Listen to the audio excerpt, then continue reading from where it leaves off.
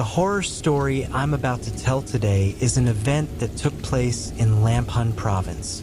At that time, the protagonist of the story was assigned a special mission in a village located quite far from the district center. However, when he and his team arrived at the village, they found no trace of any villagers. Before long, they decided to take the liberty of spending the night in an abandoned house. That very decision led them to an unforgettable experience, a story known as Cabin in the Woods. Before we dive into our scary story, we would like to ask everyone to like and subscribe to support us in continuing to bring you more terrifying tales in the future. The entire story begins when I take you back to around the year 1992. Paul was living in Lamphun province, a small and serene town rich in natural beauty. The area was adorned with ancient temples, and the whole city was steeped in legends and mysteries passed down through generations. From his childhood to adulthood, Paul grew up surrounded by these tales. Yet, he never truly believed them, dismissing them as mere stories meant to instill fear or teach caution. However, in the year of the incident, Paul's perspective changed completely after he encountered a supernatural event that defied explanation. This experience profoundly altered his views on the mysterious stories he had once dismissed. The events occurred when Paul was 25 years old. At the time, he was working in the Lee district of Lamphun. This district, nestled in a mountainous region, was far removed from the conveniences of urban life. Despite its rural nature, the area was brimming with breathtaking natural beauty. One day, Paul and a team of about 4 others were assigned by their supervisor to carry out a special mission in a small village. They were required to stay overnight in the village, which was located deep in the forest, about 30 kilometers from the district center. The journey to the village was anything but straightforward. They had to traverse narrow, winding roads and, at some points, trek through the forest to reach their destination. Before embarking on the journey, Paul heard stories about the village. Many locals spoke of its long history, marked by periods of abandonment due to natural disasters such as landslides and severe flooding. These calamities had forced some villagers to leave, and although many returned years later when things settled, others never came back, leaving their homes to decay and become abandoned. While preparing for the trip, Paul spoke with an elderly vendor at the local market, a man he often bought goods from. When the vendor learned that Paul was heading to this particular village, he warned him in an odd tone, "Be careful, young man. That village isn't just any ordinary place. Don't do anything you shouldn't, and once your business is done, leave quickly." Paul chuckled to himself after hearing the warning, but politely thanked the vendor. He dismissed the advice as another tale or superstition common among locals. After traveling for quite some time, the vehicle slowed near an old roadside shelter, a wooden pavilion in a dilapidated state. Above its entrance was a weathered sign with the name of the village written on it. Not far from there, another sign indicated that the rough road ahead was the way to the village. The driver turned onto this rugged path, which was surrounded by dense forest. The atmosphere along the way gave Paul an unsettling feeling. When Paul rolled down the car window, he noticed an eerie silence in the forest. There were no sounds of birds or insects, as though the entire forest was watching the lone pickup truck moving along the road.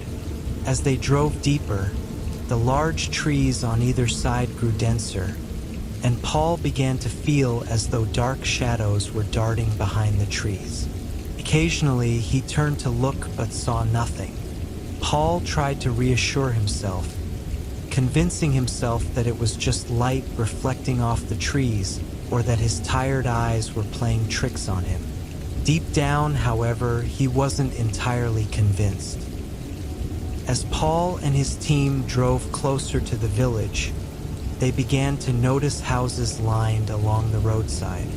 However, some of these homes appeared old and dilapidated, as though they had been abandoned for years. Some had doors or windows slightly ajar, yet there was no sign of anyone living inside. Curious, the team decided to park the car and explore the deserted houses. Inside, they found furniture arranged as if the occupants had only stepped out moments before their arrival. Yet, there was no trace of any residents, leaving them puzzled by the eerie sight. Paul vividly remembered walking past a particular house that seemed to have been abandoned for many years. The structure was so deteriorated it was little more than a frame. What caught his attention, however, was the partially open door and the old furniture inside, which appeared untouched for ages. As he peered into the darkness of the house, a sense of unease overcame him. He thought he saw a shadowy figure moving inside, making him flinch. Paul quickly dismissed it as a trick of light filtering through the trees, or perhaps his eyes playing tricks on him due to fatigue, though deep down he felt otherwise. The team searched the village for any inhabitants to discuss their assignment but found no one. Finally, they conceded that the village might truly be abandoned. Only the empty houses, their doors left invitingly ajar, seemed to beckon them to enter and explore. Paul and his team chose one of the sturdier-looking houses to spend the night. It was a two-story wooden house with a small balcony extending from the front. The wooden floorboards had minor cracks but were still serviceable. After settling on the house, the team unloaded their gear and prepared to set up camp. Paul tried not to dwell on the unsettling things he'd seen while exploring the village. With evening fast approaching, the team built a campfire to cook dinner. As they cooked, they speculated that the villagers might have gone up the mountain to work in the fields or forage in the nearby forest. They shared a meal, freshened up, and set up their sleeping arrangements. While organizing his sleeping spot, Paul noticed something in the corner of the room beneath a dusty old shelf. He reached for a crumpled piece of paper and found it to be an old handwritten letter. The contents seemed to be addressed to someone who had lived in the village. The letter mentioned the evacuation of the village and included warnings about something to be cautious of. However, the exact details were unclear due to the faded ink, leaving Paul unable to piece together the full message. By 10 p.m., the surrounding village remained eerily silent. The only sounds were the occasional rustling of leaves in the wind and the distant murmur of a stream. After finishing their preparations for bed, the team gathered in the middle of the house. They lit a dim camping lantern to provide just enough light for a brief meeting about the next day's tasks. Despite their discussion, an air of unease hung over the room, visible in everyone's tense expressions. During the meeting, Paul felt as though something was watching them from outside. He glanced around repeatedly but saw nothing. Then, out of nowhere, the team heard mysterious footsteps crunching on dry leaves outside the house. The sound slowly circled the building.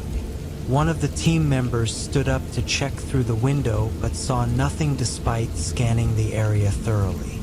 Oddly, the footsteps continued unabated, growing louder and multiplying over time. Suddenly, A strong gust of wind blew through the area, slamming the house's windows shut with a loud bang. The hanging camping lantern began to sway, casting shifting shadows on the walls and floor. Paul was the first to notice something was wrong. The shadows of the team members started to stretch unnaturally long, twisting in strange directions. Soon, the others noticed it too, but no one dared to speak. The sound of the wind outside grew more intense, accompanied by a high-pitched whistling noise, as if air was being forced through a narrow opening. The chaos lasted less than a minute before everything abruptly fell silent, like someone had turned off a speaker. Only faint, sporadic footsteps could still be heard outside, growing fainter as they moved away. Breaking the tense silence, one of the team members suggested that the sounds might have been from wild animals foraging nearby. Despite their unease, the group decided to retire for the night. Though reluctant to sleep in the house, they knew they needed rest for the next day's mission. Reluctantly, they forced themselves to close their eyes, each battling a lingering sense of dread. That night, Paul didn't know how long he had been asleep before he suddenly woke up in the middle of the night. The disturbance came from an incessant creaking sound of wooden floorboards, an irritating noise that jarred him awake. As he calmed himself and focused on the sound, he realized it resembled footsteps, as if someone was pacing around the area where they were sleeping.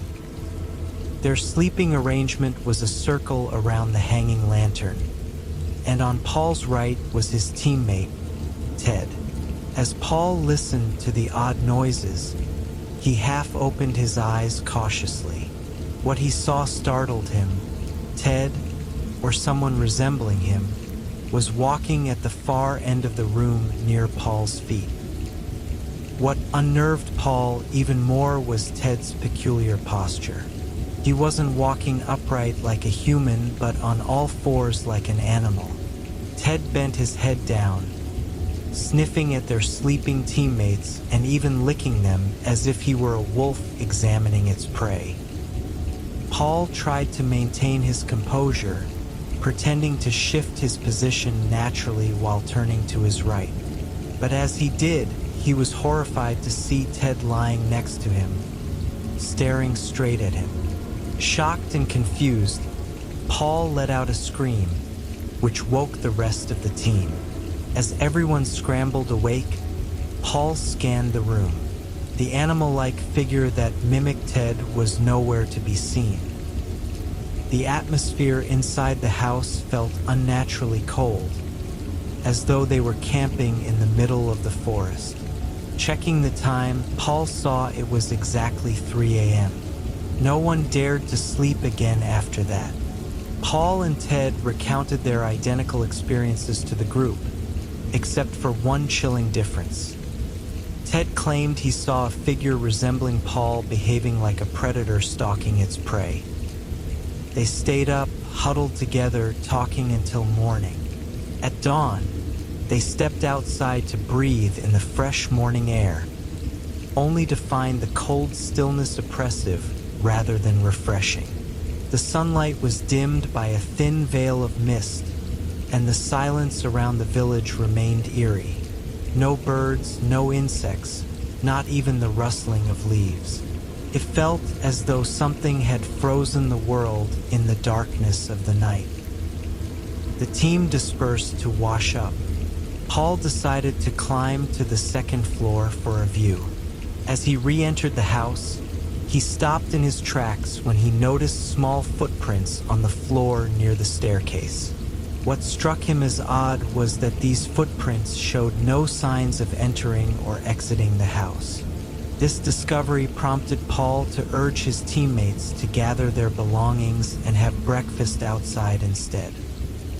While packing up, several teammates admitted feeling as though they were being watched from within the house. Later that morning, the team resumed their work in the abandoned village. Despite lingering questions about why it was deserted, the morning passed without incident. By the afternoon, however, dark rain clouds began gathering over the area. The team hurried to finish their tasks before preparing to leave the village. As the truck started moving out, Ted suddenly remembered he might have left a bag in the house where they stayed. The driver had to turn the truck around, returning to retrieve it. Upon arrival, Ted assured the group he could go in alone to find his bag, asking them to wait in the truck. While they waited, one of the team members suddenly shouted, "There's someone on the second floor!" Alarmed, everyone rushed into the house, fearing for Ted's safety. To their horror, they found Ted tying a makeshift noose from some wires he had found and attempting to hang himself from the staircase railing. Thankfully, the team managed to intervene just in time, saving Ted from suffocation. As they carried him out to the truck's bed, Ted screamed in terror, begging them to get rid of that ghost child at the stairs. Overwhelmed, the team laid Ted down in the back of the truck, where he eventually calmed down. Paul quickly ordered the driver to head toward the district hospital to get medical attention for Ted. As the truck drove away from the sinister house, Paul glanced back, half expecting to see a ghostly figure. Instead, he saw only the house, shrouded in an ominous atmosphere. The sound of the truck engine as it sped down the countryside road provided some relief from their fear. The old, rain-slicked road appeared more treacherous than before, but once they reached the main road leading to Lee District, the eerie tension that had followed them seemed to dissipate, leaving behind only the memory of the night's haunting events. After the truck had been driving for a while, Ted was the one to suggest stopping at a roadside shop to grab some drinks. Once everyone had picked out their energy drinks, Ted took the opportunity to ask the shop owner, "Excuse me, sir, about the village down that forest road. What happened to the people there? Why has it been abandoned?" The shop owner paused for a moment, clearly taken aback, before replying, "That village, young man, has been abandoned for years. There was a landslide there many years ago, and after that, all the villagers moved away." The answer left everyone speechless. When they got back into the truck, Ted decided to come clean to his friends. He admitted that he hadn't forgotten any bag at the house. The real reason he had gone back was to return a gemstone he had found in the house. Initially, he had intended to take it with him, but guilt weighed heavily on his mind. Ted recounted what had happened when he went into the house alone.